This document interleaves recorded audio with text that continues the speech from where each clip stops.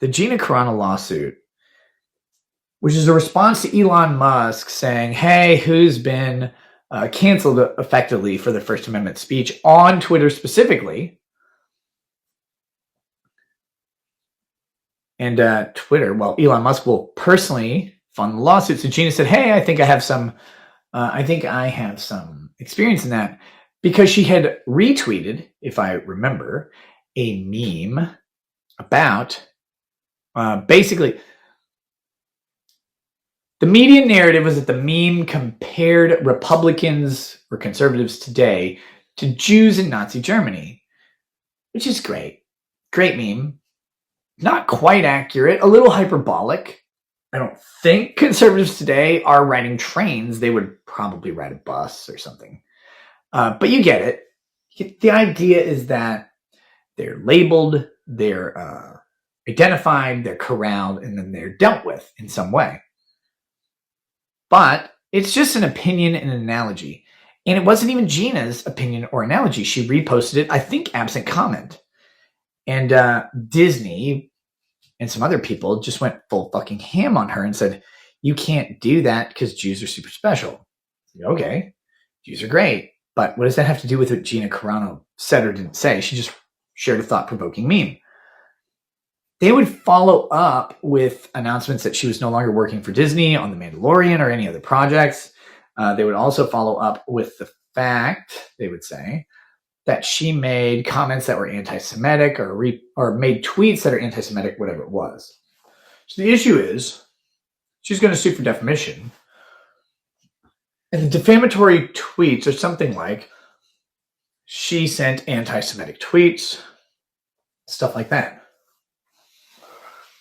The big problems they're going to have are with the nature of defamation in regards to labels like racist, anti-Semitic, etc. If you say someone sent an anti-Semitic tweet and your argument is it's not anti-Semitic, those are opinions, right? That's an opinion. And that makes defamation really difficult. It gets further difficulted, that's a word, because Gina Carano is probably a public figure, almost guaranteed a limited purpose public figure. She has a huge Twitter presence, large social media presence elsewhere. She has a long career in the public eye. I remember watching Gina Carano fight in like 2006, I think, or 2007 on Showtime with a competitor to the UFC, which would eventually fade. And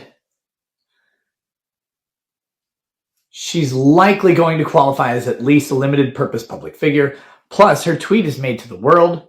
Her tweet is made on that high-profile social media account. And it's specifically, as she labels it, as she has said, a thought-provoking meme for the purposes of engaging discussion in the public sphere, which makes her almost by definition, a limited purpose public figure by her own statements.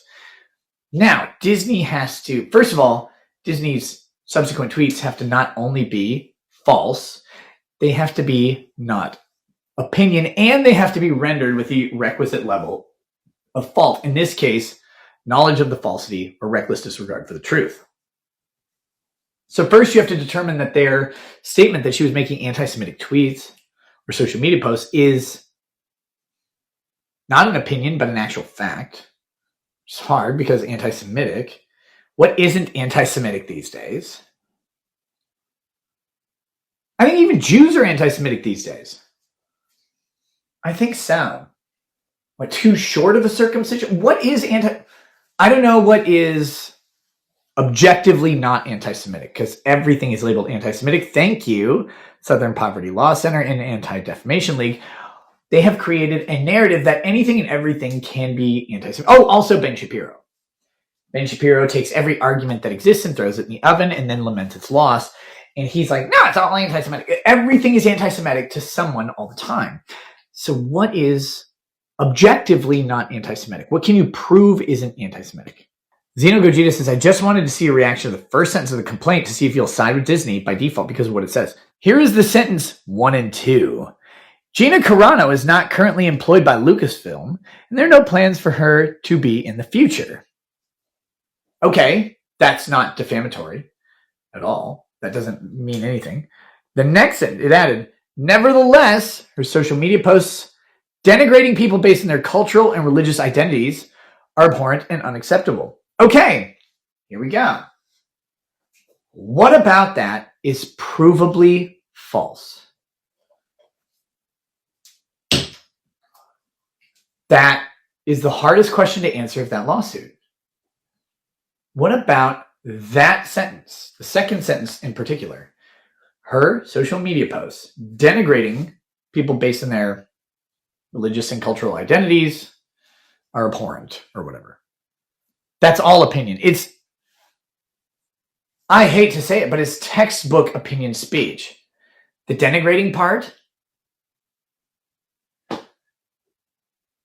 how is that not an opinion? You don't share the opinion that it's denigrating, right? But would a reasonable liberal find any post she made denigrating to some person out there? Tub Boss says she got dropped by her representation immediately afterward. Wait, are you talking about the Twitter lawyers dropped her? That's a really fucking tough statement to get around, because denigrating in and of itself is an opinion. Her agents, yeah. And her management, of course. Yes, so? Look, this is the hard part of defamation. It has to be a falsifiable opinion. Is it denigrating? Is denigrating objective? Or is it opinion? It doesn't matter what the damages are if the statement is not objectively falsifiable. If it is subjectively falsifiable because you think something is not denigrating and someone else reasonably can come to the conclusion that it is, then it's not going to be defamation. And that's really fucking tough for people. That's been the problem with suing anyone for being called, suing Southern Poverty Law Center for being called a hate group. Well, what's a hate group? There's no objective definition of hate group. Southern Poverty Law Center has a definition that they have created for a hate group. And so long as they apply it in roughly good faith fashion uniformly, then it can't be false just because you disagree with the outcome. That is the hard part of this lawsuit. That is the tough part, because how do you show it's not just an opinion?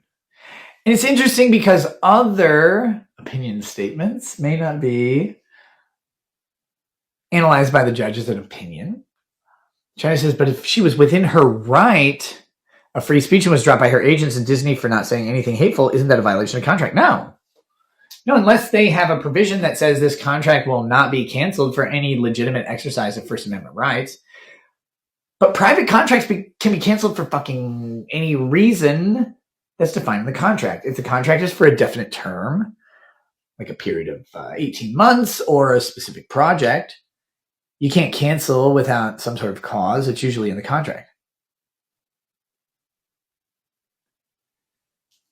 If it doesn't have that provision, cancel for whatever. Any perceived breach. And typically, these contracts have a morality clause, and a breach of the morality clause would be anything the company wants to claim as a breach of morality. And there's no way around that unless you have clearly defined moral principles in the contract.